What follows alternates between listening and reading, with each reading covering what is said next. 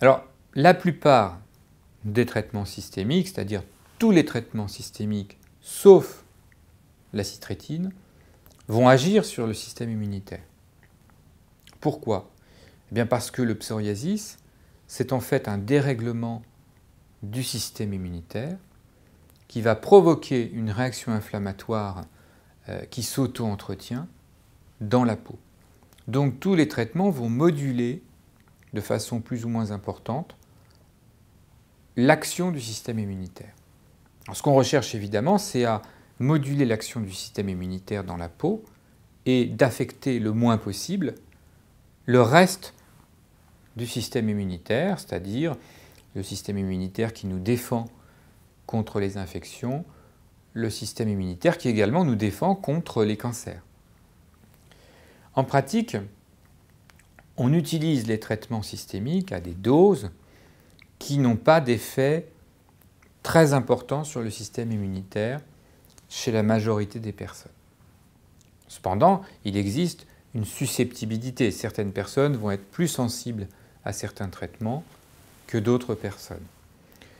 Donc, il faut être vigilant. Les conseils qu'on peut donner sont les suivants. Tout d'abord, lorsqu'on est sous traitement systémique du psoriasis, sous méthotrexate, sous cyclosporine ou sous agent biologique, il faut mieux avoir ses vaccins à jour.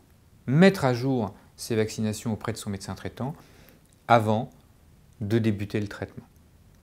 Si on a une fragilité, par exemple une bronchite chronique, une fragilité pulmonaire, mieux vaut effectuer la vaccination antigrippale ou éventuellement la vaccination contre le pneumocoque qui permettront d'augmenter les défenses immunitaires. Ensuite, si on a une fièvre élevée, des frissons, des symptômes qui évoquent une infection, il faut tout de suite consulter son médecin traitant pour prendre un traitement adapté, puisque ces traitements systémiques peuvent fragiliser la personne et diminuer l'action du système immunitaire. De même, si on planifie un voyage à l'étranger, dans des zones tropicales par exemple, mieux vaut longtemps à l'avance en discuter avec son médecin généraliste et son médecin spécialiste de façon à adapter la prise en charge, éventuellement emmener un traitement prophylactique contre certaines maladies ou mettre à jour certaines vaccinations longtemps avant le voyage.